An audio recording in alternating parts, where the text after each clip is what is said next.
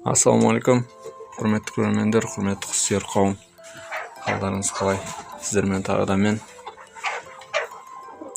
сіздерді ертең келе жатқан тәуелсіздік күнімен құттықтаймын. Бүгін желтоқсанның 15-і, ертең 16-сы алға жазса. Ертең еліміздегі айтулы мейрамдардың бірі. Так. Көптен бері видеомен бөлісе алмадым сіздермен, себебі кішкене денсаулық мәселесіне байланысты қол тимей кетті тауыққа қарауға. Сол бүгін кішкене тәуір болып, реттеліп, осылай тауық қораға тазалық жұмыстарын істеген жайым бар. Тазалық болғанда нақты полдың астын, тауықтың астын үшін полный тазалап, жаңадан шөбін төсеп, опилкасын төсеп, есіктерін, терезесін, форточкасын бәрін ашып, желдетіп, ішінің ауасын бәрін тазаладым бүгін. Осы қазір бітіп тұрмын жұмыс істеп. Обедтен кейін 2-3-терде бастадым. Сол енді бітіп отырмын үшін. Себебі көптен бері асты тазаланбаған. Сол себептен көп мусор шықты астынан. Мусор болғанда тауықтың тезегімен сол шөп қой. Шөппен тезегі араласып, вообще екеуі баттасып, қабаттасып, в общем, тап тастаған үстінен қырып бәрін тазалап боламын дегенше біраз уақыт өтіп кетті. Так. Тауықтарға келсек, в общем, жұмыртқаға келсек, қазір алдындағыдан кішкене қосты, тағы бір 25-30-дың арасында жұмыртқа туып жатыр қазір тауықтар. Аллаға шүкір. Жегенін жеп, жегеннен артылғанын сатып жатырмыз. Қазір 70 теңгеден сатып жатырмын. Штугын 30 жұмыртқа 2100. Қазір былай айтқанда 100 шақты тауық болатын болса, 100 шақты тауықтың жұмыртқасы, то есть 100 шақты тауықтың тамағын осы қазір туып жатқан жұмыртқа ақтап жатыр. Ақтағанымен қоймай, плюске шығып жатырмыз уже. Ақырында. Өйткені жемді жаңағыдай майдалап, араластырып, бәрін дайындағандықтан кішкене арзан шығады. Былай айналып әкеп комбикорын төге берсең алдына, ол кезде ол жұмыртқасын ақтамайды өзін. Мен жаңағыдай жемді бәрін араластырып, дайындап, қолдан комбикорын жасап жатқасын. Ол қатты қымбатқа шығып жатқан жоқ бізге. Так. Аның іші пока салқындау. Енді жаптым есік терезені. Енді жылып алады, енді өздері жылытып алады. Лампочка бар, тауықтардың өздерінің жылуы бар. Ақырындап жылытып алады үшін. Так, бізде вытяжка жақсы жұмыс істеп тұр. Ана жерде форточканы кішкене ғана ашып қойдым, бағана қатты үлкен қылып ашқам. Қазір уже 3-4 сантиметрде ғана ашып қойдым. Сол жетеді.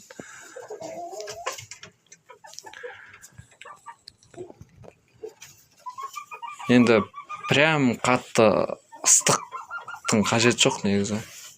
Ондай үйреткеннің қажет жоқ біз жақта, өйткені қатты аяздарда олай жылыта алмай қаласың мынаның үшін, по-любому. Сондықтан осындай кішкене жылылау кезде, жылылау уақытта тауықтарды үйреткен дұрыс. Қазірдің өзінде қатты ыстық болмаса да жұмыртқалап жатыр тауықтар. Енді домашний тауықтарды білесіздер, өздеріңіз, олар шыдамды болады, қандай жағдай болса да. Кучинский да, Барковский да тоже шыдамды тауықтар. Сондай келеңсіз, қолайсыз дейма, сондай жағдайға, в общем, төзімді тауықтар. Сол себептен онда қатты ішін жылытып жатқан жоқ па. осының өзінде жұмыртқа туу көрсеткіші нормально. Енді іші плюс 5 градус сондай болып тұрады. Примерно. Плюс 10 болып жатқан жоқ. Плюс 5, плюс 6, 7 болып тұрады кейде қарасаң. Солай әртүрлі. Так.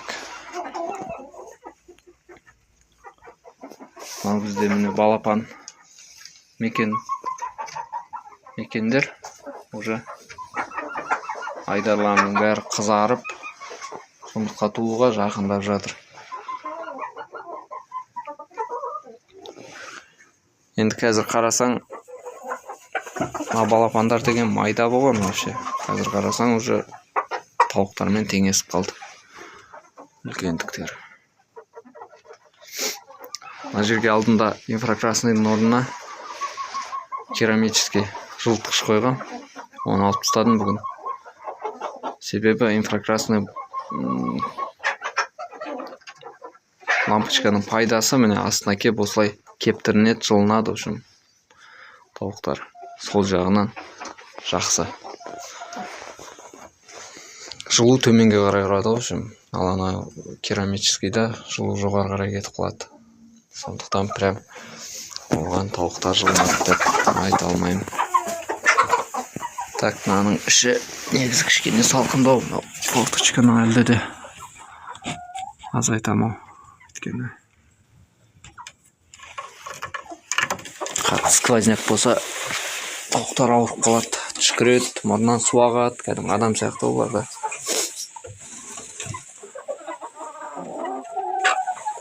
Так. Енді асты былғанып кеткен себебі мен биыл қора салам деп ойлағам ғой, негізі осы 100 шақты тауық ұстасам соларды ұстаймын деп. Бірақ оған үлгермедім.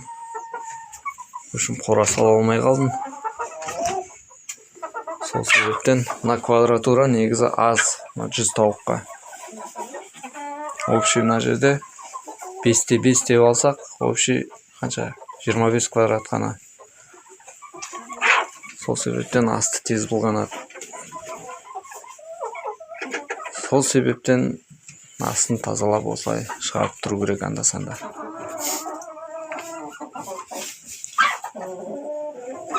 Так, бізде мына жаққа да жұмыртқа туып бастады, үйреніп. Екеу-үшеу осы жаққа келіп туып жүр. Нақты қайсы екенін білмеймін, өйткені жұмыста болам. Негізі менің бір түсінгенім, осылай жұмыртқаны алмай бастасаңыздар, жұмыртқа туу көрсеткіші көбейеді. Бұл негізі YouTube'да да жүр, былай Google'дан неден бәріне сұрасаң, осылай жұмыртқаны алмай көрсең, в общем, оң әсерін тигізеді. Өйткені өз басымнан да өтті. Ең басында жұмыртқаға кіріп жүргенде, бір 4-5 туып жүргенде, күніне бір күн алмай көрінші деп көргем. 5 жұмыртқа туып жүрді, жұмыртқаны алмай бастадым, в общем, содан кейін резко прям бүгін 5 жұмыртқа туса, ертең 11 ма, сондай жұмыртқа туған. Соған қарағанда ол действительно жұмыс істейді, жұмыртқасын алмай көруге болады. Солай тауық көп болып, жұмыртқа аз болып жүрген болса, солай алмай көрсеңіздер болады. Для опыта, для интереса, қызық үшін алмай көріңіздер. Какой-то бір процент роль ойнайды ол да. Енді өз басымнан да өтті, сол себептен айтып жатырмын. Так. Бізде негізі ар жаққа қарағанда осы жаққа тауықтар көп үйренді, білмеймін. Осы жаққа жиналып бәрі. Ар жақта мына ескі қора ғой. Оның ішінде көп тауықтар қонақтамай жүр что-то. Осы жаққа келіп қонақтайды. Мына жер жылы ма, білмеймін. Не себептен олай істеп жатқан. Енді қазір бізде мына жақта мынаншы салқындағасын мына жаққа жиналып алды ұш тауықтар. В общем, қай жақ жылы болса, не сол жақта жүреді екен бұлар. Енді мынаншық сәлден кейін қайтып жылайды, сосын бәрі осы жаққа келіп алады ғой. Менде биылғы балапан үйдегі тауықтардан шыққан. Инкубаторға пробный салғам, ең бірінші осы балапандарды бәрін білем. Осы бар. Сосын тағы бір екеуі бар, осының ішінде жүр. Пробный салып көрген. Сөйтіп шығарғанмын. Қазір бәрі тауық жұмыртқалап жүр.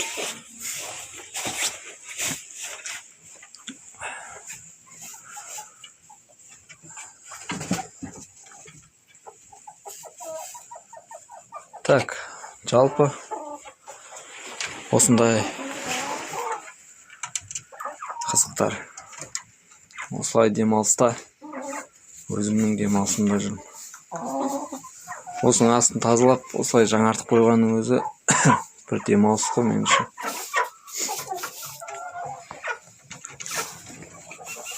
Тауықтар да рахаттанып қалды.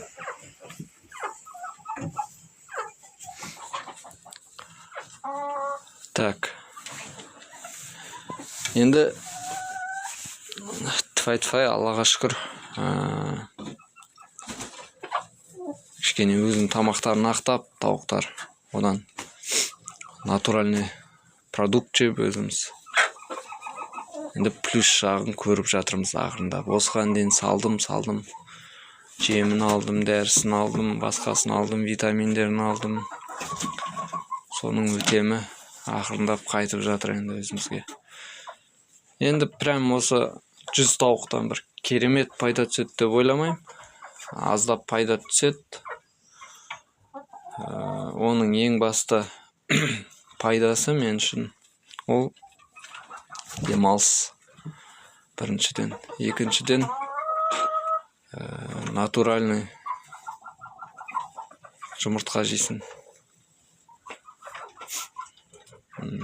Үшіншіден осылай сіздермен бөлісіп, бізде группа бар. Осылай тауық ұстайтын, құс ұстайтын кісілер. Осылай бір-бірімізбен опыт алмасып, бір-бірімізге осылай көрсетіп тауықтарымызды. Солай жұртпен араласу. Общем, енді қызықпайтын адам үшін бұл нәрсені түсіну қиын, ал егер қызығатын адам болса, ол сразу білет тауықтың не үшін ұстап жатқанын, қандай қызығы бар екенін, қандай демалысы бар екенін. Сол себептен осылай тауықты ұстап, тауықты шығарып, балапан кезінен осылай бағып өсірген үшін ешқандай өкінбеймін.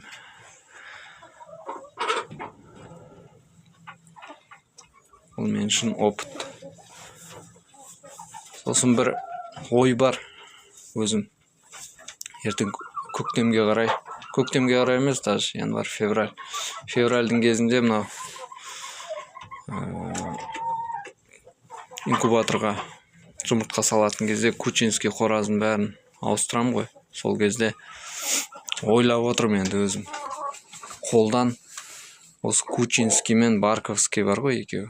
Екеуінен бір әтеш бір қораз қосып, отдельно екеуін специально ұстап көріп, солардың жұмыртқасынан балапан шығарғым келіп тұр. Биыл ғана емес, 2-3 жыл солай қайталап көргім келіп тұр. Себебі қызық болып тұр енді. Екеуінің де қаны таза, мендегі мынау тауықтардың мысалға. Екеуі де суыққа төзімді, екеуі де қалай айтса болады. Екеуі де жаңағыдай қолайсыз жағдайға төзімді. Сол себептен осы екеуін араластырып бір сондай гибрид шығарғым келіп тұр. Эксперимент ретінде.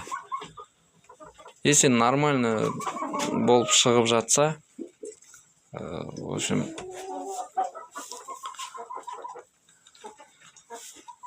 сондай да бір тауықтар ұстап көргім келіп тұр.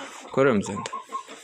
Смес болып кетеді ғой енді, бірақ сол сместі тоқтатпай, биыл бар, келесі жыл бар, солай көргім келіп тұр енді. Көреміз оны ақырындап. осы орыстар мысалға Кучинский юбилейный дейді, мысалға ұстап жатырық қой қазір, Қазақстанға келіп жатыр ғой, Барковская, Барвистая дейді. Осында солай шығарды ғой деймін да, будандастырып бір-бірімен қосып, может канал алмастырған шығар олар, басқа істеген шығар. Мен сол бастама ретінде солай көргім келіп тұр.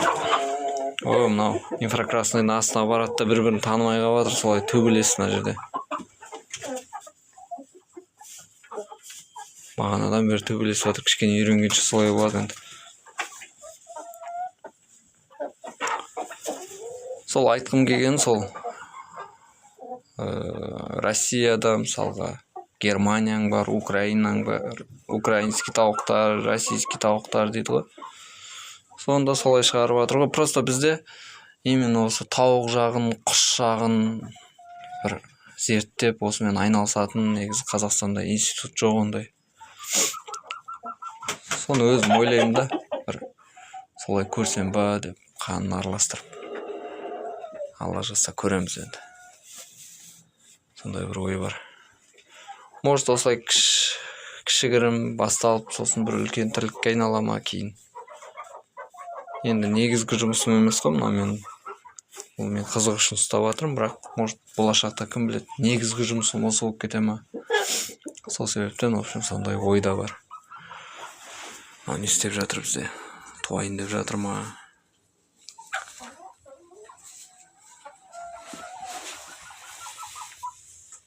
Так, мына жерде Барковскийдің жұмыртқалары мына негізі. Осыларды туып жүр ғой деймін, по-моему, келіп. Өткен аппақ жұмыртқалар.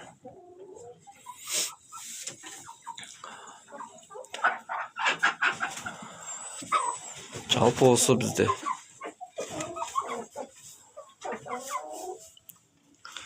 Жалпы жаңалық осы.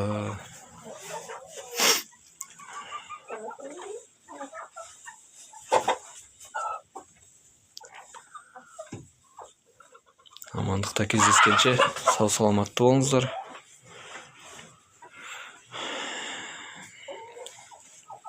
Қызықты комментария, қызықты ақылдарыңыз, қызықты ойларыңыз болса жаза кетіңіздер, каналға тіркеліп отырыңыздар. Лайк басыңыздар, дизлайк басыңыздар ұнамаса. Аман сау болыңыздар.